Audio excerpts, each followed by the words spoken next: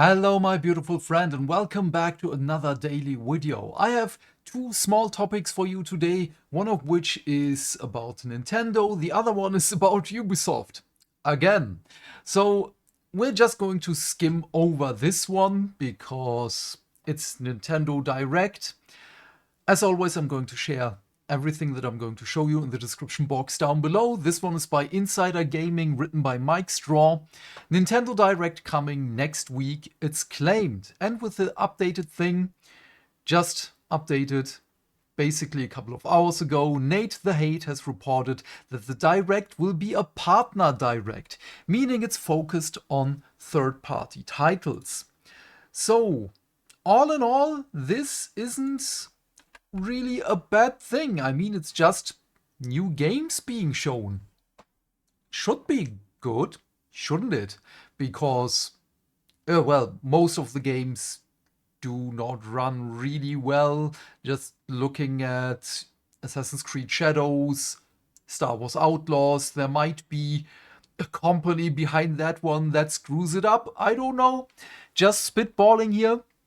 However, Final Fantasy VII Remake looks really good on the Switch too, and I'm going to give them credit for it. Not Nintendo, I'm going to give it to Square Enix because they did a really good job hiding some of the things and tweaking some of the things that it might run on such old hardware. So, what is the problem with the Nintendo Direct here? That it is yet another partner Direct. The problem is we are reaching the 1 year mark of the Switch 2. I think we're in 8 months now or something like that. Doesn't really matter. And we still don't have a big system seller out there. Yes, Mario Kart World, but Mario Kart World is not really played anymore. Yes, there are a lot of people that are still playing it, but yet again, you can't fill a lobby. You always have AI drivers with you. Then we have Metroid 4. Well, you know my feelings about Metroid 4. We have Donkey Kong Bonanza, which looks really fun, but apparently gets boring really fast, and it's not the biggest system seller because it's a 90 euro game and or your regional equivalent. And don't come at me with, but it's just a 70 euro game, blah blah blah. No, because there is still the DLC for 20 euros and you basically kinda have to buy that to have the full experience of the game. We have the upgraded version of Kirby, which is a Switch 1 title. You then again pay 20 euros for a DLC, which will just give you 1.5 hours of content or something like that for 20 bucks. What else do we have? Yeah, we have upgraded Breath of the Wild. Wow, the Skyrim of Nintendo. This is the third generation of consoles that has Breath of the Wild. You see where I'm going here. There is no big name behind the Switch 2 that will pull people in to the ecosystem of the Switch 2. There is no Mario, there is no new big Zelda. There might be a big Zelda coming with the movie. Might be.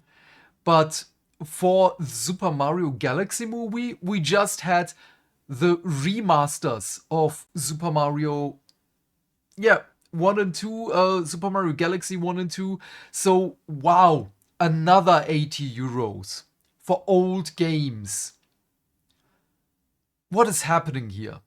Yes, Kirby Air Riders is phenomenal, but also not a system seller. It's again a niche market. We only have niche titles for the Switch 2. So this is a big blow to the face of every Nintendo fan that is still around there. People are still waiting for the big next thing, which is not coming. And that is the biggest issue here. But yeah, moving on. The other thing here again by Insider Gaming, written by Sam Sapiel, Beyond Good and Evil 2 director reaffirms the game is unaffected.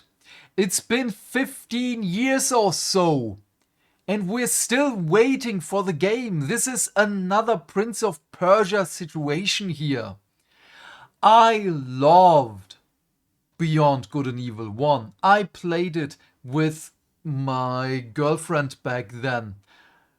2 or 3 times we played through it because it was such a good game. We loved it so much. And now Beyond Good and Evil 2's director has put fans' minds at ease, reaffirming that the game remains unaffected despite the recent restructuring. Of course, I do believe you. I do. You can hear the sincerity in my voice. Insider Gaming has had exclusively revealed last week that despite being one of Ubisoft's longest in-development projects, Beyond Good and Evil 2 has survived the recent organizational, operational, and portfolio reset. A spokesperson later confirmed that the game remained a priority for them within their strategy, centered on open-world adventures, and also probably, this is just me, tinfoil hat theory, live service, and so on. You know, just keep monetizing the games. This is probably going to be it. And they're so deep into development with that one that they made the calculated risk to keep moving forward with it.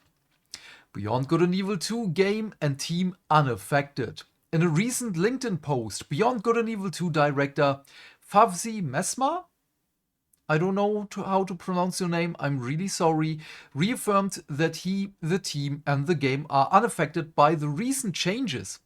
Mesma also spoke about the remaining cancellations and studio closures, encouraging people to support those affected in whatever way they can.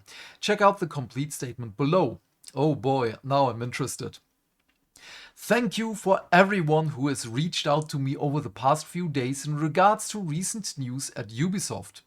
Myself, my team, and our project Beyond Good and Evil 2 are unaffected by the recent changes. I would direct you to the official press release for more information around the latest organizational structure.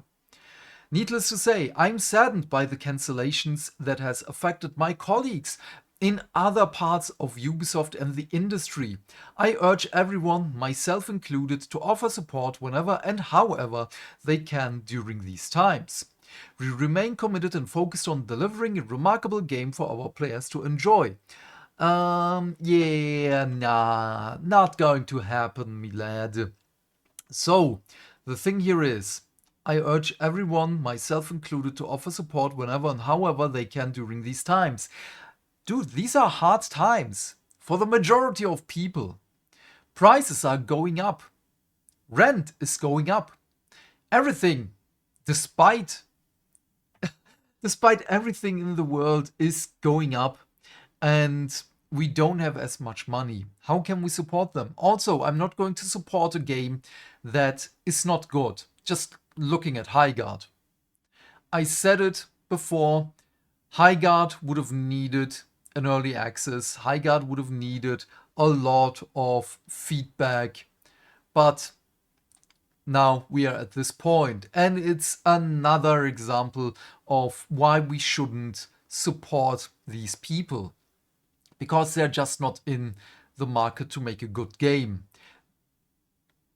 This might be different. Absolutely.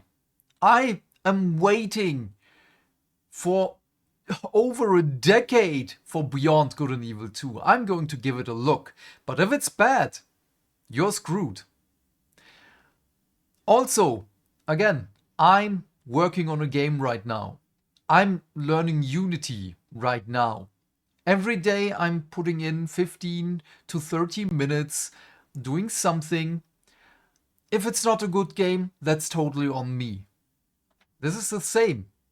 Should everyone support me just because I'm throwing a game out on the market, which is probably going to be crap because it's my first game? No, absolutely not. If it sucks, it sucks. for me, it's just going to be a learning experience. I'm probably going to give it away for free. And even then, probably no one's going to play it. And I don't care. It's just as a learning experience. But yeah, for those who may not be aware, Ubisoft's restructuring has resulted in the cancellation of the highly anticipated Prince of Persia remake. Dude, after the pictures, do I still have it on my desktop? I always kept it there. Yeah, I still have it. After this? No. And after making her immortal because you don't want to picture her as a weak woman. Dude, she was never a weak woman. Here, Farah is as strong as the prince. She is smart, she knows what to do, and she knows what's right. That is Farah. Not this abomination. And I don't talk about her looks right now, which also is not the best look. He looks like a drunk Turkish dude with too much hair gel who doesn't know what's up. And she just looks like an auntie who's just running around, being immortal, kicking ass, being better than everyone else. That's not what we want. We want this. We want a hot prince. We want a hot Farah. And just the same game, just in better, with better graphics, with better motion, and just a better control scheme. This is what we wanted, and not that. But yeah, along with 5 other games. Yes, good riddance, get rid of them. The new operating model will prioritize open-world adventures and experiences designed for games as a service, or GaaS, which is still funny as hell. This is just like PlayStation's Super Resolutions or PISA, featuring 5 creative divisions. This restructuring has already caused a significant decline in the company's share price. Yes, this should be. Absolutely. However, I think that this is going to be a good thing. I think this is a good step for the future. Now, Ubisoft, don't screw this up. And I say it again.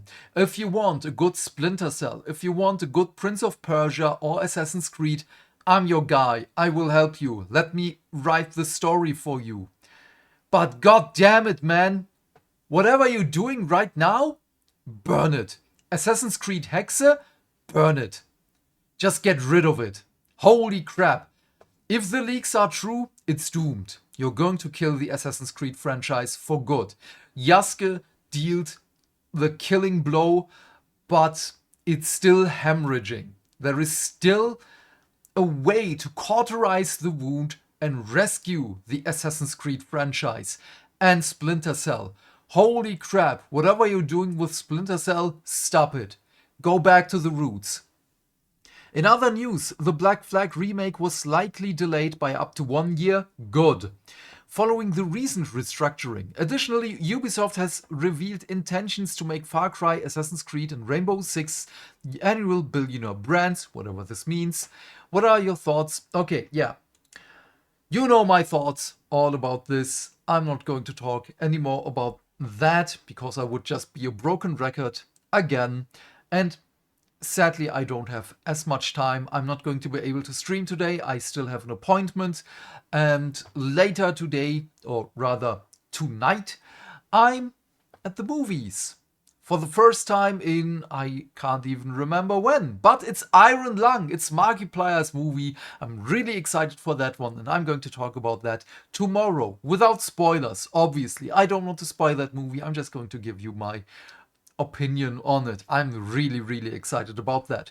But yeah, what are your thoughts on all of this? Please leave your thoughts and questions in the comment section down below. I am keen to know what you have to say. And while you're here, please remember to do all the things that make the dings. Why?